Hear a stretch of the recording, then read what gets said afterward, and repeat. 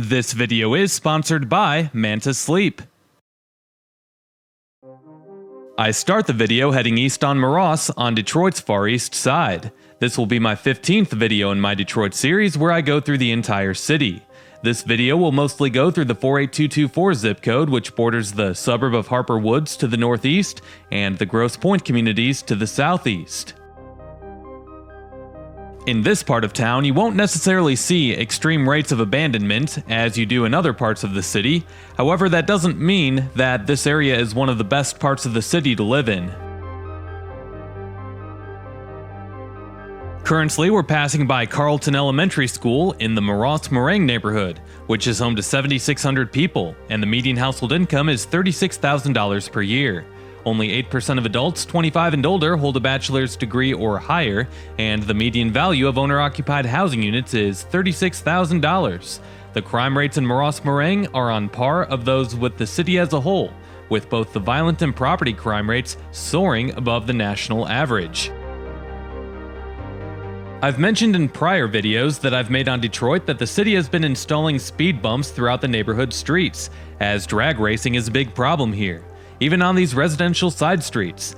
Not only drag racing, but during the summer nights, it's common for illegal car meets to form along major thoroughfares in Detroit, where people will show off their cars and block off traffic so that they can do burnouts in the open pavement at these intersections. Sometimes these groups of people will even block off traffic on the city's freeways to do these stunts. Part of the reason for these speed bumps is to keep the drag racing off of these residential side streets, but also just to keep people from going too fast.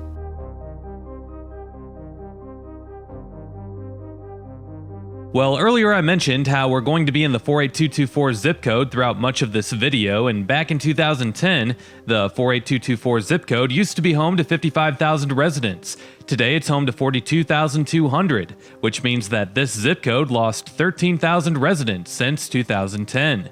The median household income is $36,000 per year, and the percentage of adults 25 and older with a bachelor's degree or higher is only 12%, and the median value of owner-occupied housing units is $49,000.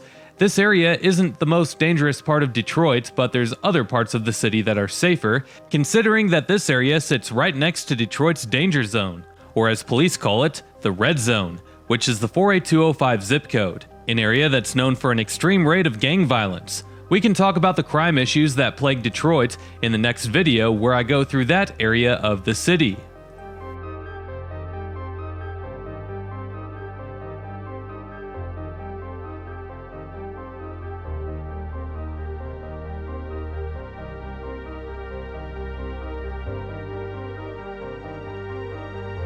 To the right at the corner of Grayton and Kelly is Denby High School, home of the Tars. Denby opened in 1930 and is one of the few older Detroit public school buildings that have survived over the years.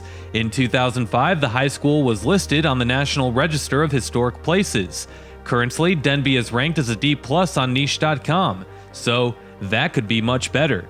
Nonetheless, among the most well-known alumni includes late actor Wally Cox, late actress Julie Harris, and that's among other politicians, TV, and radio anchors whom were mostly graduates of Denby during the mid-20th century.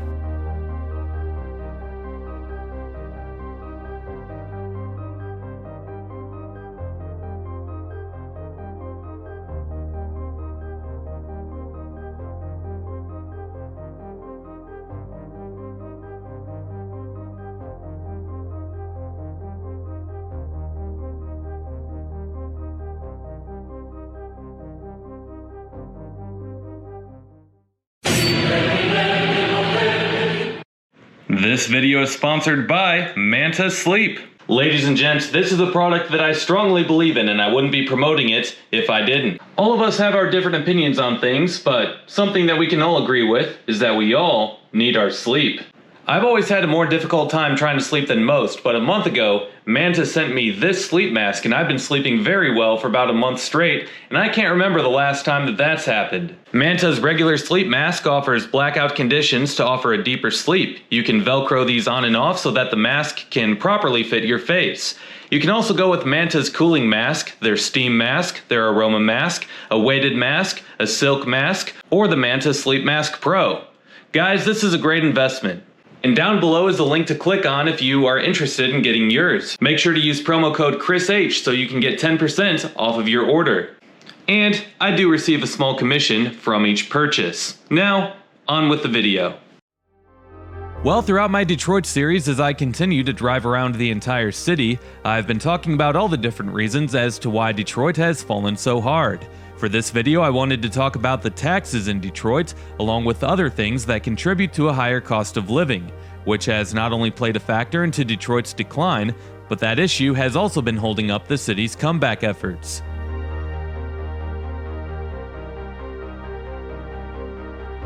So there's been a lot of talk about downtown Detroit's economic comeback over the years, and it's a real thing, and it's great to see, and you can check out my Downtown Detroit video if you want to hear more about all of that positivity. This, however, is where the people live, and the truth is that the quality of life in the neighborhoods hasn't been improving fast enough. Even though crime in Detroit peaked during the 1990s and it's been getting better very, very slowly since then, Detroit's residents are continuing to move to the suburbs, which further hurts Detroit's tax revenue.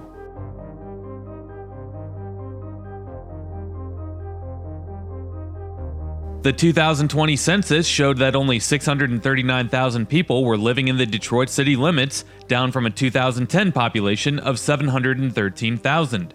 And of course, down from the city's peak population of 1.8 million in 1950. You can ignore Mayor Mike Duggan's claim of the census count reporting false information, as he argues that Detroit's population stayed around the same, and you can ignore everyone else who tags along with that narrative that wants to ignore facts and reality. I think Mayor Duggan is probably just doing his job and sticking up for the city, but anyway, there's no getting around the fact that people have been continuing to move out of Detroit.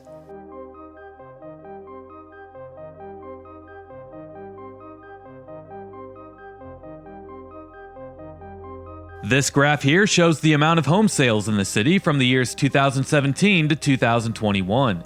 You can see that it started at around 350 or so in 2017, going to a number that's below 300 in 2021. Those numbers are very low overall for a city of over 600,000 people, especially when you have thousands moving out every year. The problem with Detroit is that for all of the new jobs and offices that have opened up in downtown, it's just too easy for people to buy a home or rent a place in the suburbs and commute to downtown for their jobs. The biggest appeal to living in the suburbs is a much lower crime rate. People want to feel safe when they go to bed at night and not hear gunshots or have the fear of someone breaking into their car while they sleep.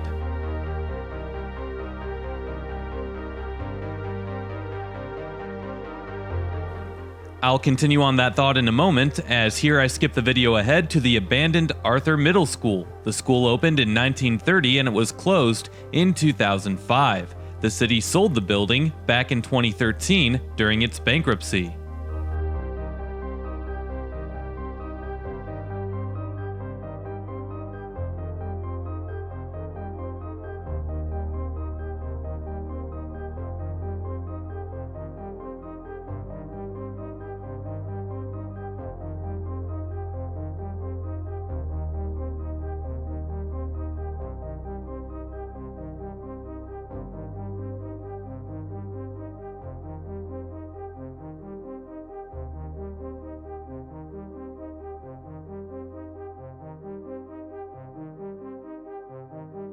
Crime is only one of the reasons though, as Detroit has really high property taxes too, and it's highly likely that the high tax rate is one of the main reasons that has kept people from moving back into the city.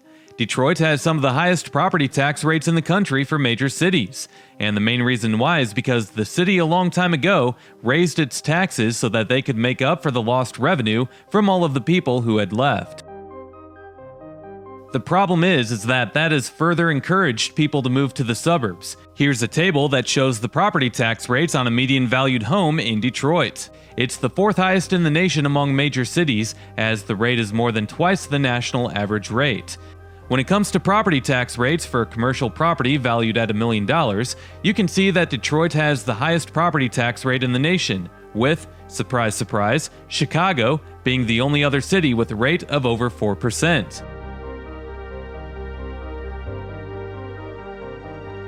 With that said, maybe you're wondering how downtown has been seeing more companies move in, providing more jobs for people in recent years with that high of a tax rate.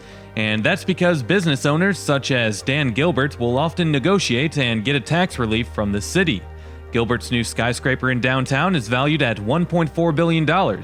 However, he and his team are working to get a $60.1 million tax relief. For comparison, a $1 billion skyscraper in New York will pay about $17 million annually. That's a big gap, $17 million, $60 million. Detroit also offers tax incentives for new businesses that are coming through, making the property tax cheaper for these larger corporations.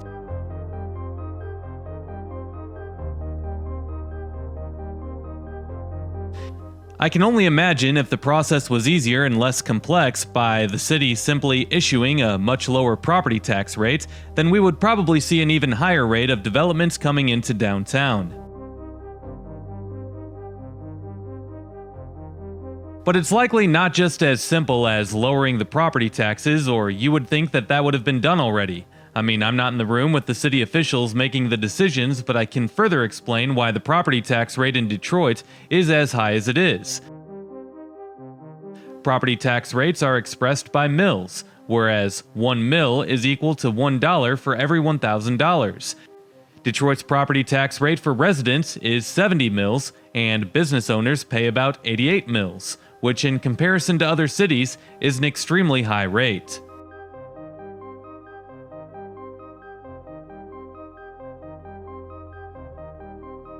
Some of the reasons for the property taxes in Detroit being that high include some regional amenities such as the Metro Park system and the Detroit Zoo, which are located in the suburbs. Those, along with the Detroit Institute of Arts, adds a small percentage to the property taxes within all of the communities in Metro Detroit.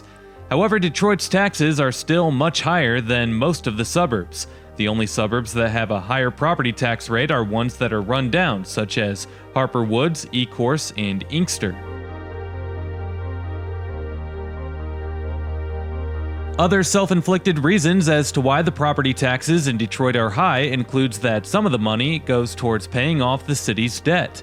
Another reason is the low overall property values, and when you have lower property values, a higher rate sometimes is put into place so that municipalities can collect enough money to operate. And the problem with that is that 1 out of every 3 Detroit residents are living in poverty, so it's not always easy to pay that bill. Meanwhile, this street is one of many in Detroit that has seen better days.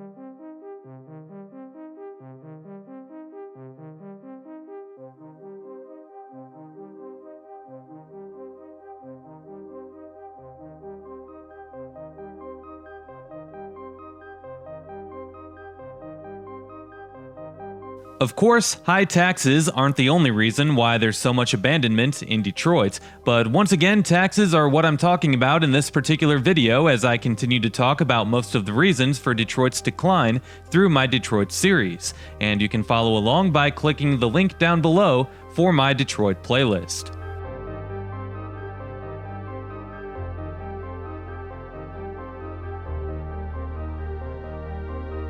Now, if you remember, back during the 2008 recession, news stories on Detroit went viral when homes were being sold in the city for $1.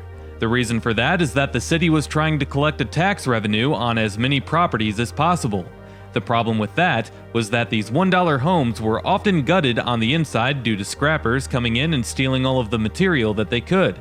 Whether it was plumbing, cabinets, or any kind of metal, thieves would just break into these abandoned homes and sell off anything that they could find, as there was no owner present to stop them or to call the police. So if you were going to buy one of these homes in Detroit for $1, that's something that you would have had to deal with. And good luck trying to plan any kind of renovation project, as your newly renovated home would have been a target for thieves.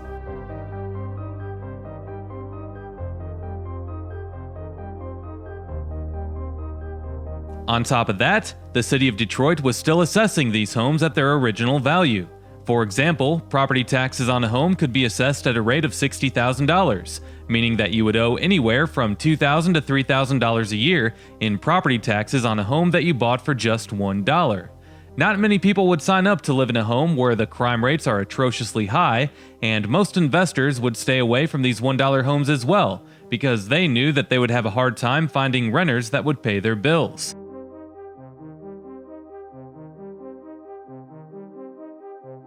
Now, we just passed by a block that had somewhat newer homes, and it's a good example for this theory, as a lot of people agree that in order for a vacant neighborhood block to come back in Detroit, an investor would have to buy out an entire block to make sure the street could look appealing again for people to want to live there, which would be a big risk and an annual property tax payment of maybe $20,000.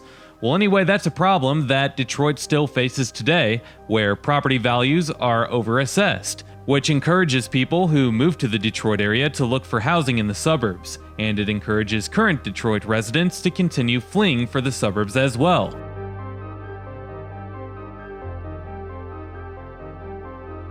Currently heading east on Houston-Whittier, which is a main thoroughfare for this area of Detroit, and it's still crazy to me how many of Detroit's main roads look so empty.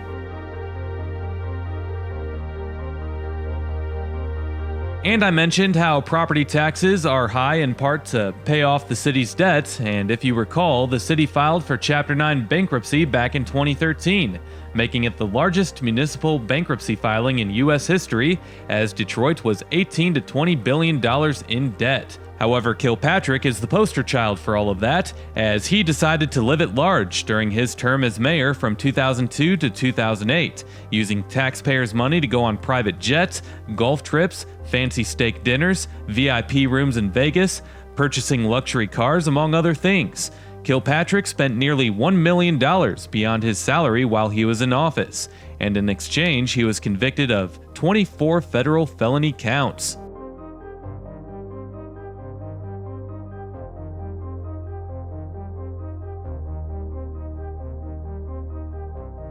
We can talk more about Detroit's long history of political corruption in another video, as there have been many members of the city council over the years that have been convicted of a crime.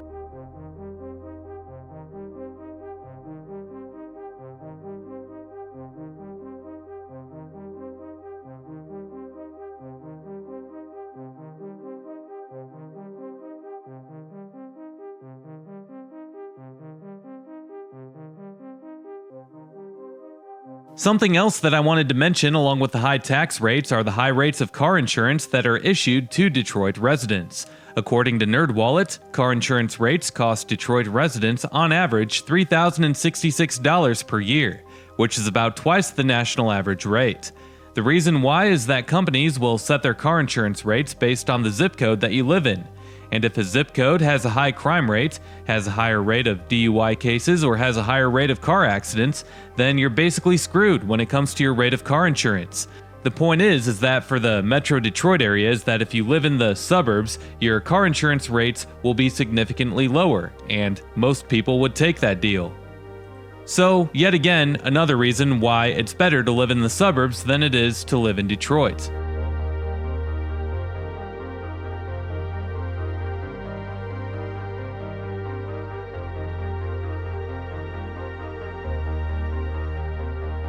The state of Michigan actually used to have the highest car insurance rates in the country. That is until recently, back in the year 2020, when Governor Gretchen Whitmer signed a bill that allowed Michiganders to opt for lower car insurance coverages. Today, Michigan has the 6th highest car insurance rates, with only Delaware, Louisiana, New York, Georgia, and Maryland ranking higher. The reason why car insurance rates in Michigan are so high is because of its no-fault system, meaning that your medical bills are covered by your insurance company when you're injured in a car crash, even when it's not your fault. Michigan is also one of the states with the highest percentage of uninsured drivers on the road. As many as 25% of Michigan drivers are uninsured. That's a lot. Only Mississippi is higher at a rate of 29%.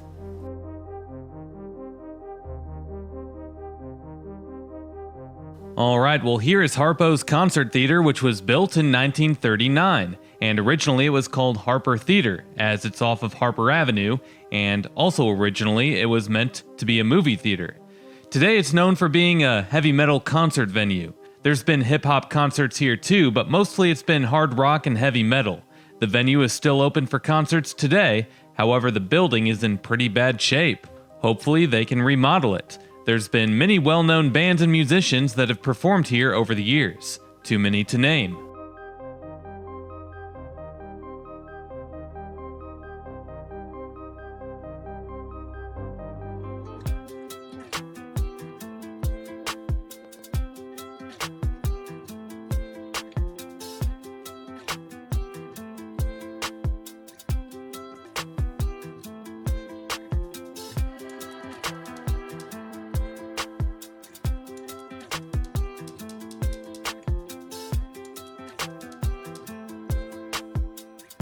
We'll go through a few more neighborhoods to finish off this video. This is the Morningside Neighborhood, which is home to 11,000 people, and the median household income is only $32,000 per year. 16% of adults 25 and older hold a bachelor's degree or higher, and the median value of owner-occupied housing units is $58,000. The violent crime rate is lower than that of Detroit, but that's not saying much, as it's still 3 times the national average rate. The public schools are poor as they're rated as a D+.